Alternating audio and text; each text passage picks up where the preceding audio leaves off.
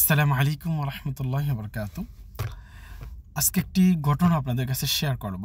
যে ঘটনাটি আমি যখন পড়েছি, আমি নিজে পড়ে আমার গাও শিউরে উঠেছে এই ঘটনাটি আমি পড়ে।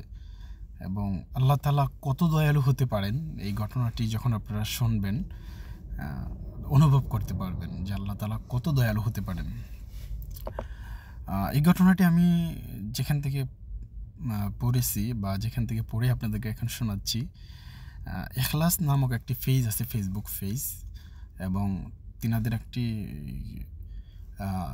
টেলিগ্রাম চ্যানেল আছে যেখানে আমি যুক্ত আছি। তো আমি ওনাদের লেখাগুলো পড়ি ওখানে। তো আমি প্রায় সময় ওনাদের লেখাগুলো এখানে পড়ি, সেখান থেকে আমি শোনাচ্ছি আপনাদেরকে।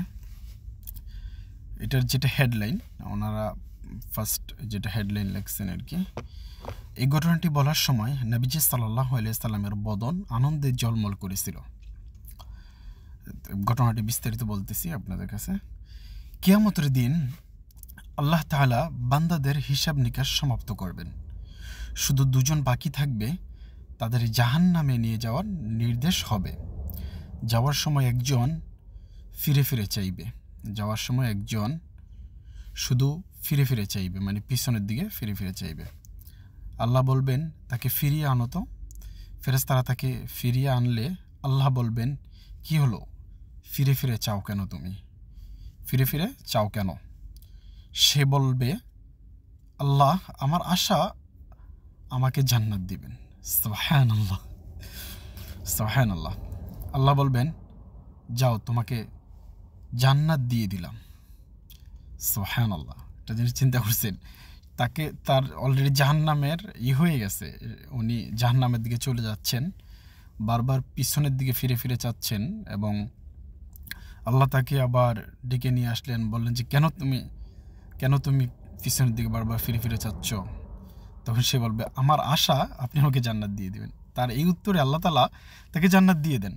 সুবহানাল্লাহ, আল্লাহু আকবার। আল্লাহ তাআলা কত দয়ালু। লোকটি জান্নাতে গিয়ে বলবে, আমার প্রভু আমাকে এত দিয়েছেন যে সারা জান্নাতবাসীকে নিমন্ত্রণ করে খাওয়ালেও সামান্য কমবে না। সুবহানাল্লাহ।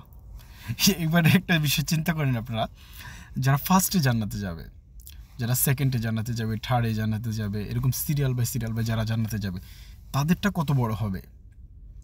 ইনি তো একদম লাস্টে গিয়েছেন। ইনি একদম লাস্টে গিয়ে যদি উনি এই কথা বলেন যে আল্লাহ আমাকে যা দিয়েছেন সারা জান্নাতবাসীকে যদি নিমন্ত্রণ করে খাওয়ানো হয়, তাহলে সামান্য কমবে না। তাহলে একবার চিন্তা করেন, আমরা যারা ফার্স্টে যাব বা সেকেন্ডে যাব, আমাদের কি অবস্থা হবে। আল্লাহ তাআলা আমাদের সকলকে ফার্স্টে জান্নাতে যাওয়ার মতো তৌফিক দান করেন, আমিন। এবং যারা দুনিয়া থেকে চলে গেছেন সকলকে জান্নাতবাসী করেন, আমিন। বর্ণনাকারী বলেন, এই ঘটনা বলার সময় নবীজি সাল্লাল্লাহু আলাইহি সাল্লামের বদন আনন্দে ঝলমল করছিল। আল্লাহর প্রতি সুধারণা বই থেকে নেওয়া। ওনারা এই লেখাটি কোট করেছেন, আল্লাহর প্রতি সুধারণা একটা বই আছে, যে বইটি থেকে ওনারা এই লেখাটি কোট করেছেন। আমার যদি সুযোগ হয় ইনশাআল্লাহ আমি দেশে গেলে এই বইটি পড়বো, আপনারাও পড়বেন। তো রাসূল সাল্লাল্লাহু আলাইহি সাল্লাম এই ঘটনাটি যখন বলতেছেন, তখন তিনার বদন আনন্দে ঝলমল করতেছিল। বদন মানে হচ্ছে চেহারা, মুখ, ওনার মুখ আনন্দে ঝলমল করতেছিল।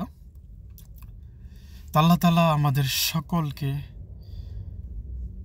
ফার্স্ট সাহাবায়ে কেরামদের সাথে, নবী আলাইহিস সালামদের সাথে জান্নাতে যাওয়ার মতো তৌফিক দান করেন, এবং আমাদের প্রত্যেককে বেশি বেশি নেক আমল করার মতো তৌফিক দান করেন, বেশি বেশি নেক কাজ করার মতো তৌফিক দান করেন, গুনাহ থেকে বেঁচে থাকার মতো তৌফিক দান করেন।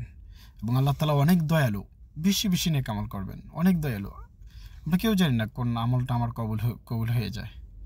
আল্লাহ তাআলা আমাদের সবাইকে কবুল করুন, আমিন। আসসালামু আলাইকুম ওয়া রাহমাতুল্লাহি ওয়া বারাকাতুহু।